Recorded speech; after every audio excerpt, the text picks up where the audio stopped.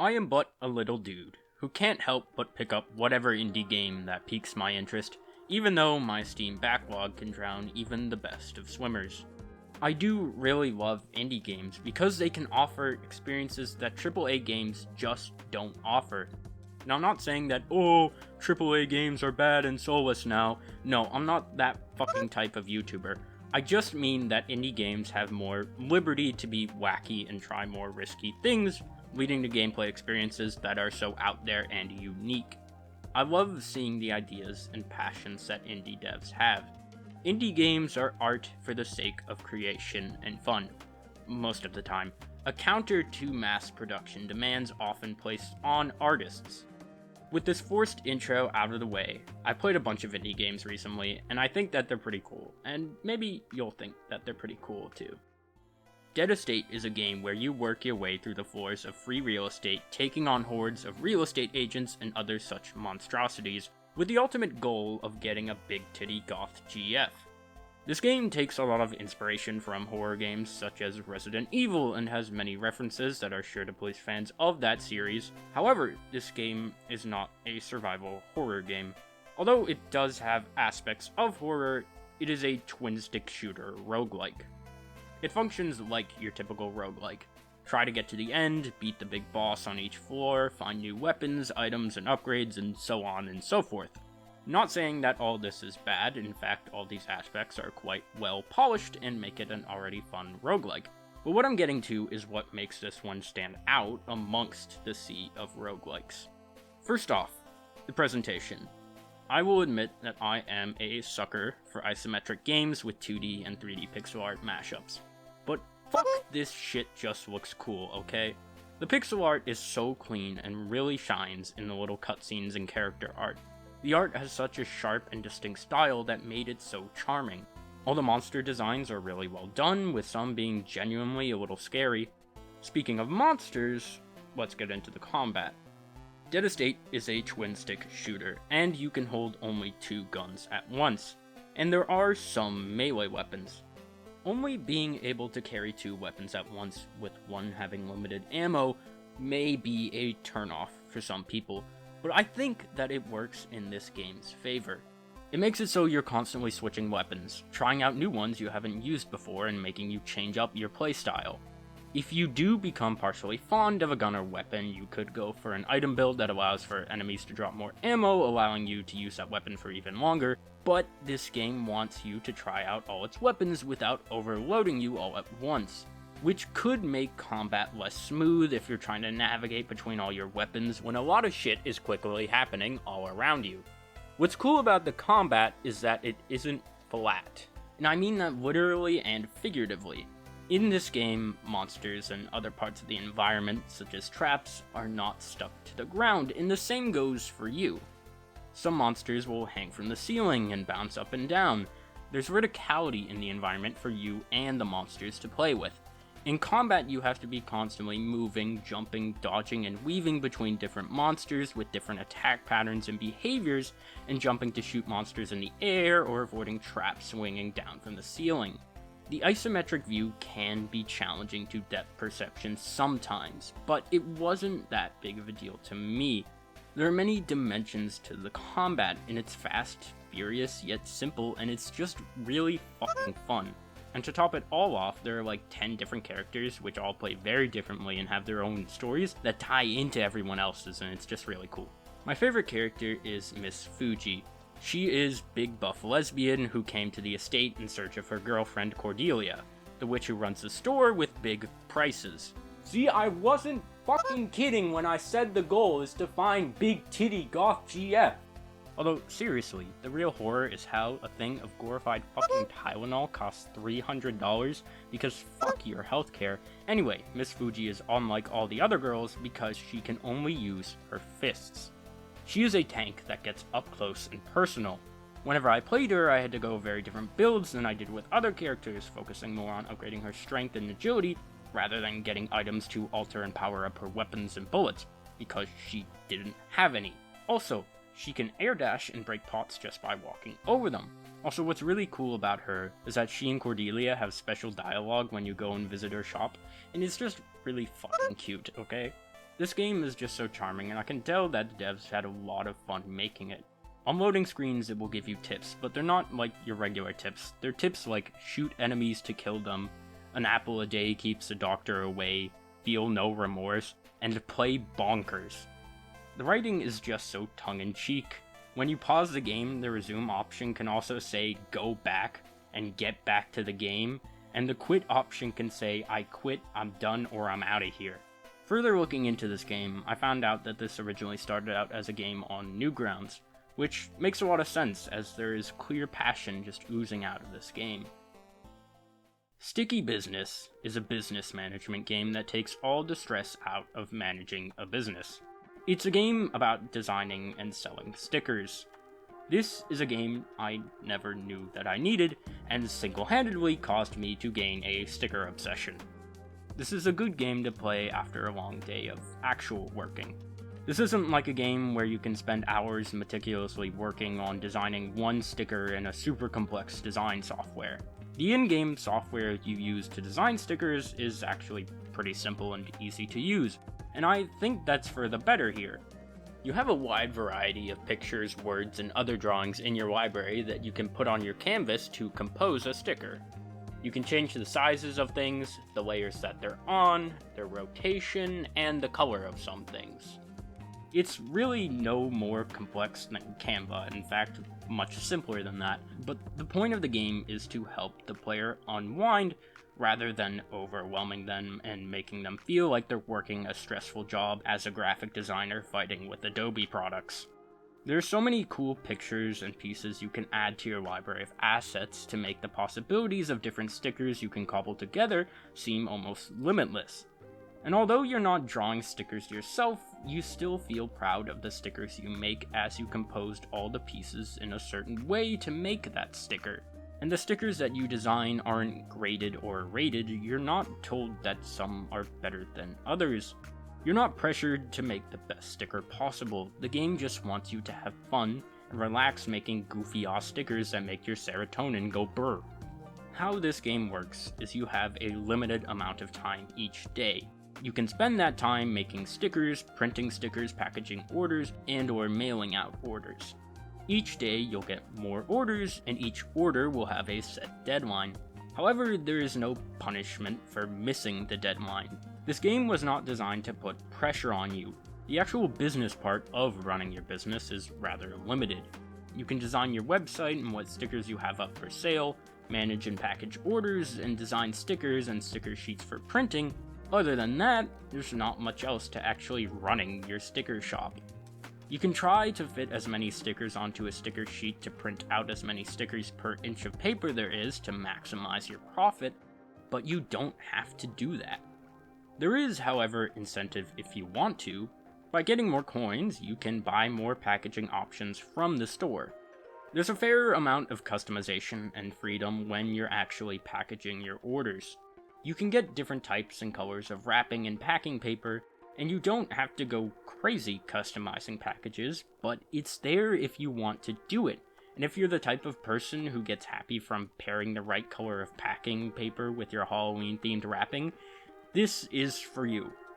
It's just a neat little feature there for people who like that kind of thing. You can even buy candy and other snacks from the shop to package in with your orders. Again, for no reason other than just if you want to.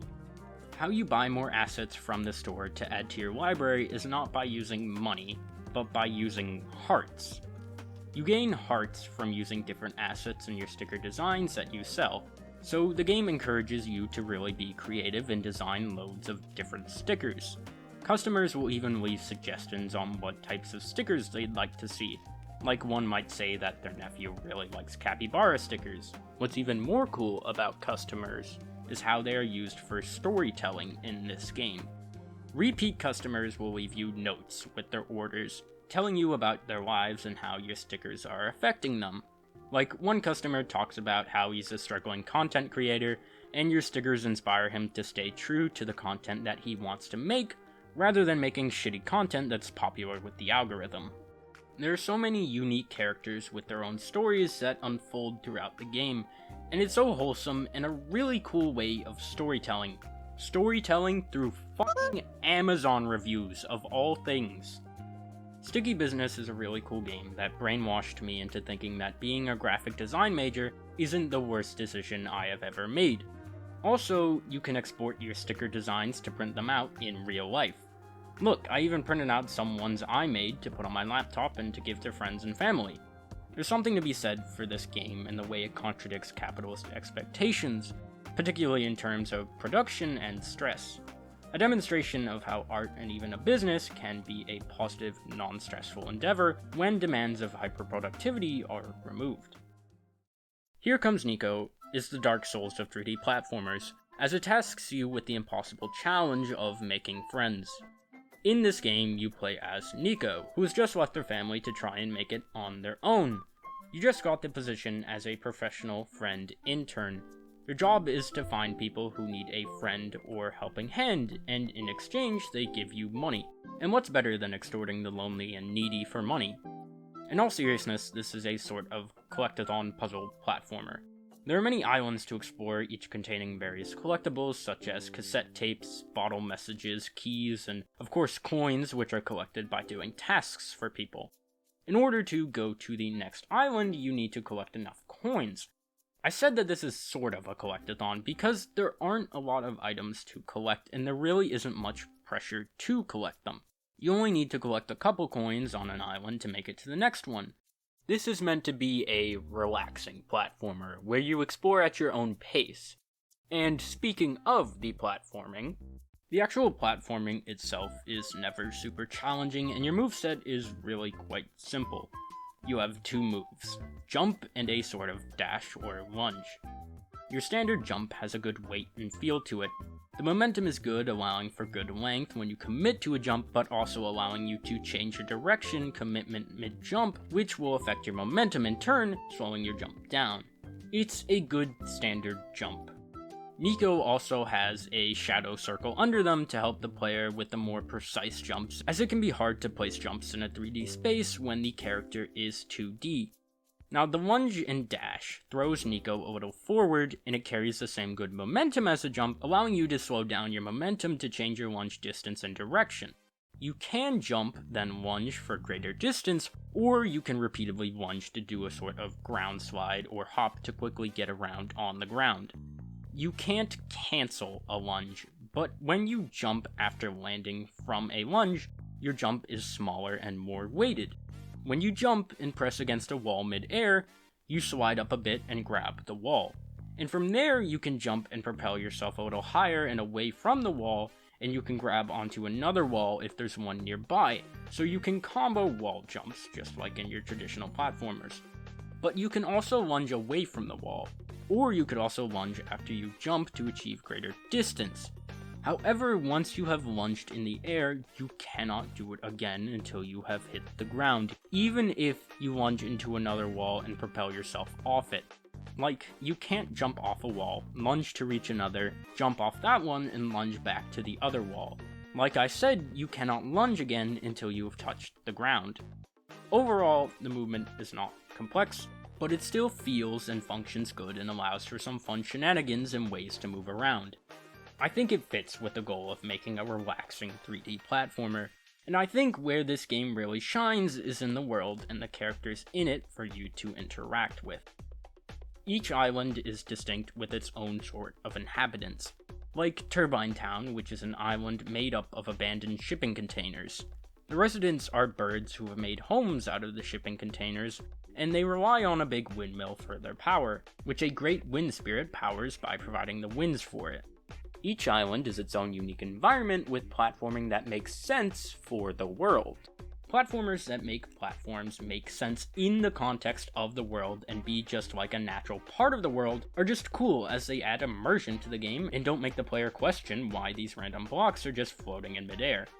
I just absolutely adore the art, with the bright and soft colors that just warm my eyes. The characters all look so cute and charming. They sort of remind me of Animal Crossing characters, except a little higher on the furry scale. I mean, just fucking look at these dear people. They only wear leaves that just barely protect my channel from a strike for furry porn. I do seriously love the characters though, as there are just so many goofball inhabitants on each island. The dialogue is just so cheeky and stupid, it's great. I can tell that the writers had a really fun time with it. My favorite character was this influencer lady who told me to gather a bunch of bugs and then proceeded to eat them all when I handed them over to her. There's also a hidden handsome frog on each island that says the stupidest fucking pickup lines. He had me swooning each time. The various tasks and stuff you'll be doing on each island can range from platforming challenges to volleyball to even fishing.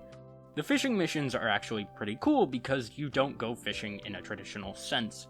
Basically, this fisherman dude lost his bait and hook, and so you have to be the bait and hook. Video games are just so cool, man. I get to live out my dreams of being a male hooker.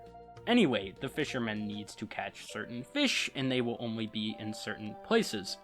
They'll be at these bubbling spots in the water, so you need to dive into those specific spots. However, if you touch anywhere else on the water, you'll just catch junk.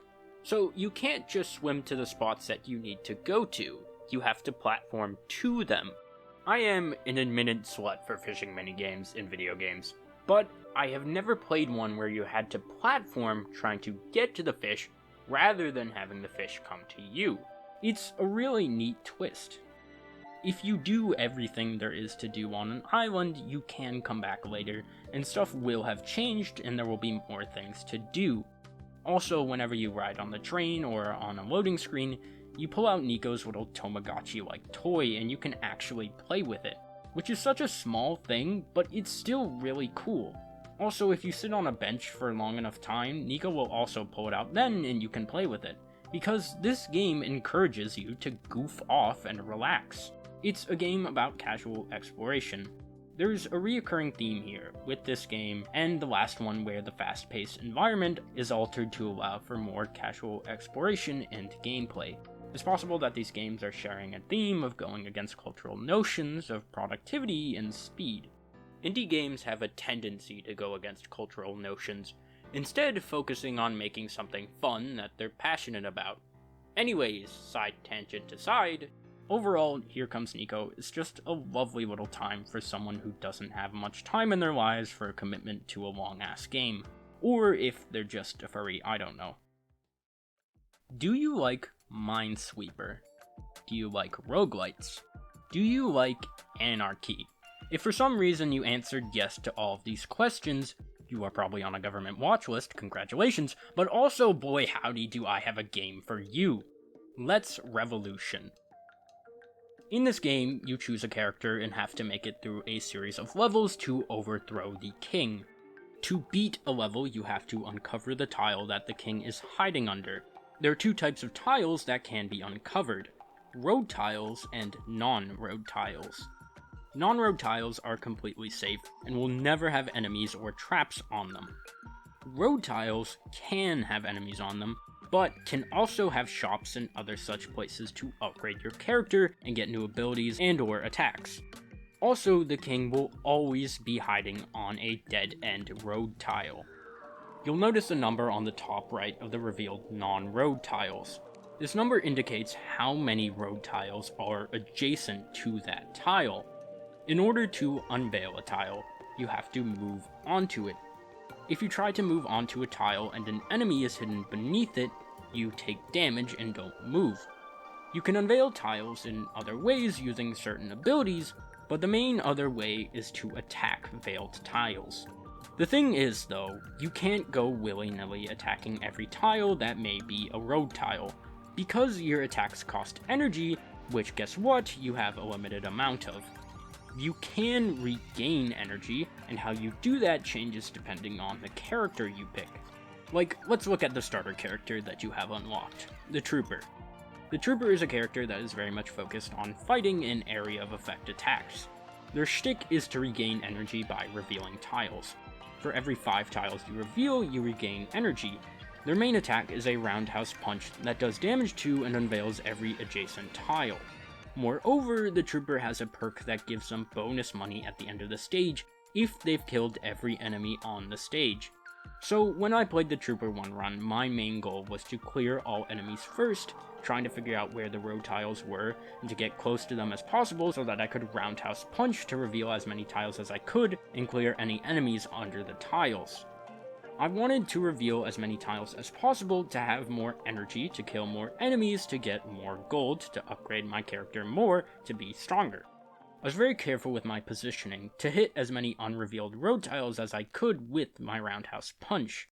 I was also very much focused on getting rid of enemies with this character rather than avoiding them and just trying to find the king. You do have to be careful when revealing a tile with an enemy hiding on it, because not all enemies can be killed with one hit.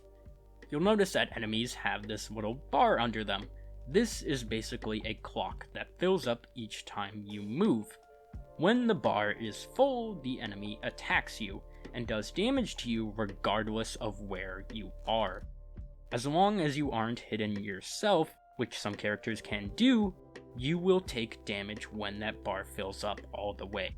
So, you do need to be careful, especially when playing characters who aren't as focused on killing shit.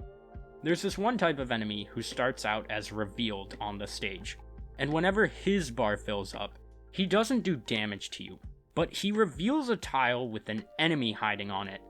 This little shit was the bane of so many of my runs, and he can be a real pest if he is not dealt with ASAP, because he can quickly reveal a lot of enemies that you are not close to, and as I've said, any revealed enemy can hurt you regardless of where you are.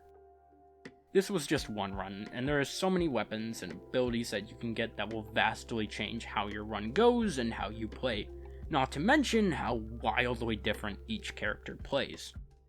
In a run I did with the character Shadow, I tried to reveal as few tiles as I could, and I had a trait that gave me a cash bonus for every unrevealed tile at the end of the stage.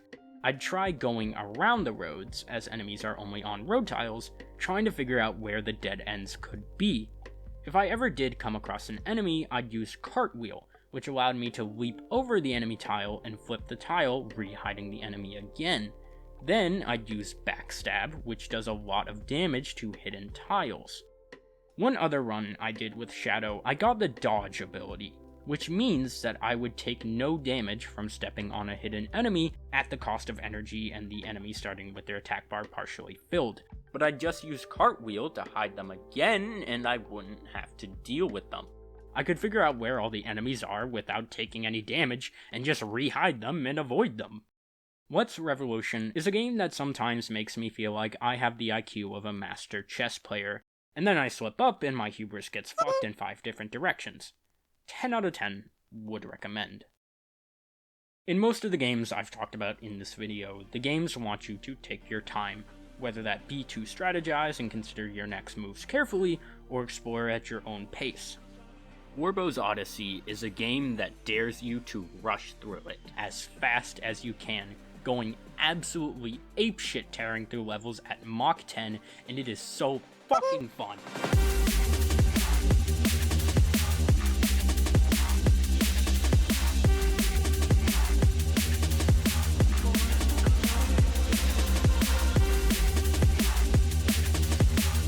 This is a 3D platformer with an emphasis on speed. So the basis of the game is you're locked in at work with no arms to open the door. So you have to explore other parts or levels of the office to find gears to build an arm to open the door. This is a rather wacky and kind of surrealist game, but hey, I love that kind of vibe. There's a little hub that connects to the 4 levels, each containing 5 gears in them. These levels are rather small and easy to blast through, but that's where the fun of the game comes in. Orbo's Odyssey has some of the most ridiculously fun yet simple movement in any platformer I've played, hands down. All you have are 2 buttons, jump and a crouch slide. However, there are many ways to string together these 2 moves to go absolutely ballistic. If you press the jump button twice, you'll do this turbo dash, propelling yourself forward in whatever direction you're pointing to. The recommended way to play this game is a little weird and hard to get used to at first. If you play on a controller, which I highly recommend that you do, jump and crouch are mapped to A and B, but they're also mapped to the right and left triggers. The best way to play this game is by using the triggers and resting your thumbs on both analog sticks. That way you can better direct yourself as you go wherever the camera is pointed. You may have to hit a hard turn, so you'll have to turbo dash and direct Orbo with the right analog stick. You have a lot of control with your midair movement, and it's really fast movement, making it very fun, but even more fun to master. Anyway, there are a lot more moves that you can string together to speed through levels, such as jumping, then crouching to ground pound, but hitting jump again right before you hit the floor to do this sort of spinball move forward, and you can chain these together to fucking zoom across a level in seconds. It's absolutely insane. The levels are also designed to be sped through. They're not designed to be super complex and take a lot of time to explore. Don't get me wrong, there is stuff to see and explore, and there are many secrets to be found, but these levels are more so designed to be a jungle gym speedway for you to test your mastery of the movement and to try and break. The dev wants you to have a literal blast with this game. Heck, there's even an achievement for if you beat the dev's times. The dev, Fever Dream Johnny, just seems like a really cool guy. Please don't turn out to be a pedophile or a fucking asshole in the future. And I checked him out on itch.io, and he's got some really cool projects up on there. I can't wait to see where he goes from here. Orbo's Odyssey is a really short game, which only took me like an hour to beat. And if I was good at the game, I'm sure I could have beaten it in less than half that time. But a quick experience isn't always worse than a long one.